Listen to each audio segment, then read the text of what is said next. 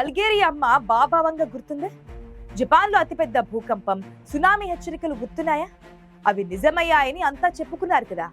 అదే అమ్మ మరో జోస్యం కూడా చెప్పింది. తేదీ లేదు కానీ 2025 నవంబర్ నెలలో భూమి పైన జనానికి గ్రహాంతర వాసులతో మొదటి కాంటాక్ట్ జరుగుతుందని చెప్పింది. ఆమె అన్నట్లుగానే గుర్తు తెలియని గ్రహాంతర వాసుల వాహనం ఒకటి గంటకు 130,000 మైళ్ల వేగంతో సౌర కుటుంబంలోకి ప్రవేశించింది. దానిని మొదట కామెట్ అనుకున్నారు. తోకచుక్కలాగా పొగలు చిమ్ముకుంటూ కదులుతుండడాన్ని శాస్త్రవేత్తలు ఇదివరకే గుర్తించారు. కానీ దాని కదలికలు కూడా మామూలు గ్రహ శకలాల మాదిరిగా కాకుండా వింతగా ఉన్నట్లుగా తెలుసుకున్నారు. ట్రాజెక్టరీ చూస్తే చివరికి అది భూమికి సన్నిహితంగా వచ్చే అవకాశం ఉన్నట్లు చెబుతున్నారు. ఈ విషయాన్ని అమెరికా అంతరిక్ష సంస్థ నాసా కూడా ధృవీకరించింది. ఈ మిస్టీరియస్ ఇంటర్స్టెల్లార్ ఆబ్జెక్ట్ ఇలా రావడం ఇది సౌర కుటుంబానికి కొత్త విషయం కాదు. ఇప్పటికే ఇలాంటి మిస్టీరియస్ వస్తువులు 2 వరకు వచ్చాయని గుర్తించారు. 2017లో వచ్చిన ఒక దాని పేరు ఓము వామువా అని, 2019లో వచ్చిన రెండో దాని పేరు బోరిసోవ్ అని వ్యవహరిస్తున్నారు. అవి నేరుగా సౌర కుటుంబంలోని గ్రహాలను చుట్టేస్తూ మళ్లీ విశ్వాంతరాలు దూసుకుపోయాయి. ఇప్పుడు వచ్చే తాజా యుఎఫ్ఓకు శాస్త్రవేత్తలు 31 అట్లాస్ అని పేరు పెట్టారు. ఇది దాదాపుగా 15 మైళ్ల డయామీటర్ తో అమెరికాలోని మాన్హటన్ నగరం సైజులో ఉందని చెబుతున్నారు. ముఖ్యంగా దాని వేగం చాలా అపూర్వం.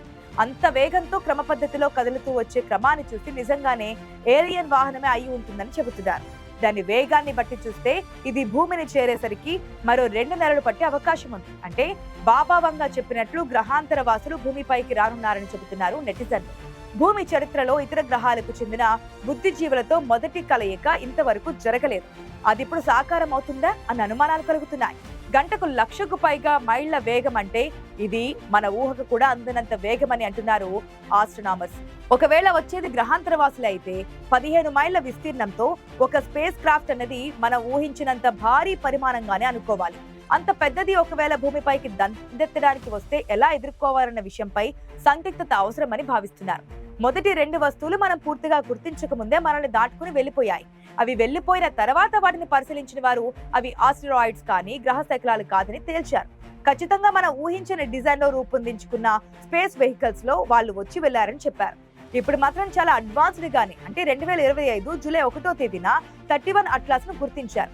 అలా సౌర కుటుంబంలోకి ప్రవేశించిందో లేదో ఇలా దాని అసహజ కదలికలను బట్టి ఖచ్చితంగా ఆర్టిఫిషియల్ వస్తువేదో ముందుకు కదులుతుందని నిర్ధారించారు. అఫ్కోర్స్ మొదటి దానిని తోకచుక్కగా అనుమానించినా ఆ తర్వాత దాని లక్షణాలను కూలంకషంగా పరిశీలించిన తర్వాత కామెట్ అయి ఉండదని తెలిపారు. బాబావంగా చెప్పిన అనేక ప్రెడిక్షన్స్ ఇప్పటికే నిజమైనట్లుగా చెబుతున్నారు. ఆమె చెప్పిన ఏలియన్ కాంటాక్ట్ అనేది నిజానికి ఆమె కాలంలో ఊహకందని విషయం. అయినా ఆమె ఇంత స్పష్టంగా 2025 నవంబర్ నెలలోనే రానుందని తెలపడం ఆశ్చర్యానికి గురిచేస్తోంది. ఇప్పుడు ప్రపంచ వ్యాప్తంగా ఈ విషయంపై డిబేట్ కూడా జరుగుతోంది. నిజంగా వారు శాంతిపూర్వకంగా మనుషులతో వ్యవహరించినట్లయితే ఏ సమస్య ఉండదు. పైగా అత్యాధునిక టెక్నాలజీలు మన భూమికి అంతుపుచ్చుకునే అవకాశం కూడా ఉంటుంది. అలా జరిగితే మానవాళికి మేలే జరగనుంది. కానీ వారి ఉద్దేశ్యాలు వేరుగా ఉంటే మాత్రం నష్టం ఊహించనివి కాదని అంటున్నారు పరిశీలకులు. దీనికి కారణం కూడా ఉంది. దివంగత స్టీఫెన్ హాకింగ్ మహాశయుడు ఒకసారి మాట్లాడుతూ ఈ విశాల విశ్వాంతరాలలో భూమిని పోలిన గ్రహాలు, మనుషులను పోలిన బుద్ధిజీవులు ఉండరని అనుకోవడానికి లేదు అన్నారు. ఖచ్చితంగా ఉండే ఉంటారు. కాకపోతే వారితో కలిసే ప్రయత్నం మాత్రం నష్టాన్ని కలుగచేస్తుందని అన్నారు. వారికి రేడియో సంకేతాలు పంపి మన అడ్రస్ ను తెలియపరచడం వల్ల ప్రమాదకరంగా పరిణమించే అవకాశం ఉంటుందని హెచ్చరించారు.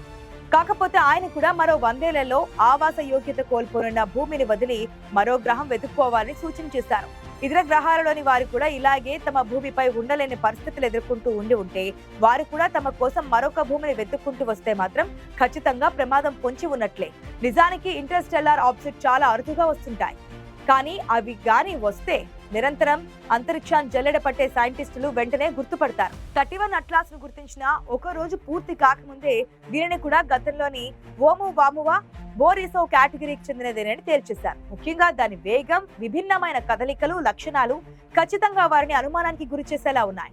హార్వర్డ్ ఆస్ట్రో ఫిజిసిస్ట్ ఏవి లోయబ్ సైతం ఓము వామువా ఎలాగైతే ఏలియన్స్ వాహనమని అనుకున్నామో అలాగే 31 అట్లాస్ కూడా అలాంటి కృత్రిమ అంతరిక్ష వాహనమేనని అన్నారు. ఇది నవంబర్ కల్లా భూమిని దూరం నుంచే దాటుకుని వెళుతూ సూర్యుడికి అటువైపు చేరుకుంటోంది. ఆ సమయంలో భూమిపై నుంచి కనిపించకుండా పోవచ్చు. అలా దాని ప్రయాణ మార్గాన్ని ఒక స్ట్రాటజీ ప్రకారమే రూపొందించుకొని ఉంటారని ఆయన భావిస్తున్నారు. గతంలోని 2 కూడా అలాగే ప్రయాణించాయని చెబుతున్నారు. మళ్ళీ కొంతకాలానికి అది సూర్యుని చుట్టూ వచ్చి మళ్ళీ భూమిపై నుంచి కనిపిస్తుందని అంటున్నారు. అయితే ప్రపంచవ్యాప్తంగా మేధావులు చెబుతున్న ఈ విషయాలన్నీ నిజం కూడా కాకపోవచ్చు. ఎందుకంటే ఎక్కడో అనంతమైన దూరం నుంచి వచ్చే వీటిని గతంలో కలిసింది లేదు. కోట్ల కోట్ల నక్షత్రాల మధ్య చిన్న డాట్ కదలాడుతున్నట్లుగానే వీటి ప్రయాణం సాగుతోంది. కేవలం హబుల్ లాంటి స్పేస్ టెలిస్కోపులు, ఇతర పరిశీలనల ద్వారా ఇవి బయటకు వస్తున్నాయి. ఇన్నాళ్ళు మెటీరియలైట్స్ భూమిని ఢీకొడితే వాటి నుంచి రక్షణ ఎలా అన్న విషయంపై పరిశోధనలు జరిగాయి. కానీ భవిష్యత్ కాలంలో గ్రహాంతర వాసులు భూమిపైకి వస్తే వారితో ఎలా వ్యవహరించాలి అన్నది ఇప్పటికే మార్గదర్శకాలు రూపొందించుకోవాలని శాస్త్రవేత్తలు, మేధావులు సూచిస్తున్నారు.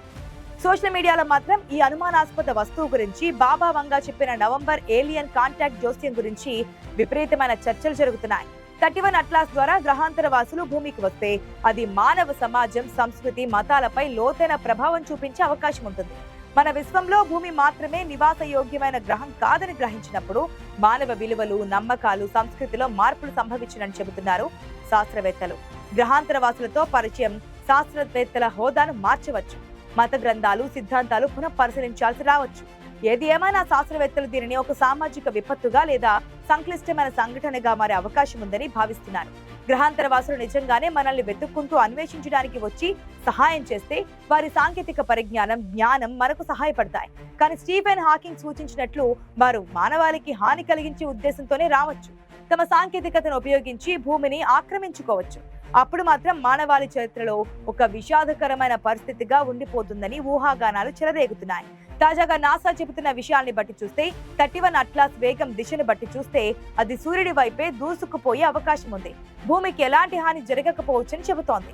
నాసా సైంటిస్టులు దీన్ని 24 గంటలు పరిశీలిస్తున్నారు. అది సూర్యుడి చుట్టూ ప్రదక్షిణ చేసి మళ్లీ గెలాక్సీ వైపు దూసుకుపోయి అంతర్ధానం అయ్యే ముందు మరోసారి దగ్గర నుంచి పరిశీలించడానికి ఒకే ఒక చివరి అవకాశం ఉంటుంది. ఇందుకోసం కేవలం హబుల్ మాత్రమే కాకుండా జేమ్స్ వెబ్ స్పేస్ టెలిస్కోప్ ను కూడా ఉపయోగించాలని నిర్ణయించారు. వీటితో పాటు transiting exoplanet survey system, Neil గెహరెల్ స్ప్లిట్ అబ్జర్వేటరీ కూడా 31 అట్లాస్ పరిశీలనకు ఉపయోగించనున్నారు. గతంలో ఓమువామువా, బోరెసేవ్లు అంచనాలకు అందకు మునుపే మనల్ని దాటిపోయాయి. ఈసారి మాత్రం అలా వదలకూడదని అంతా నిర్ణయించుకున్నారు. సో బాబా వంగా జోస్యం ప్రకారం గ్రహాంతర వాసులు నిజంగానే మన భూమిపై ల్యాండింగ్ చేస్తారా అన్న ఆలోచనే ఎంతో ఎక్సైటింగ్ గా ఉందని అంటున్నారు ఆస్ట్రోఫిజిసిస్టులు.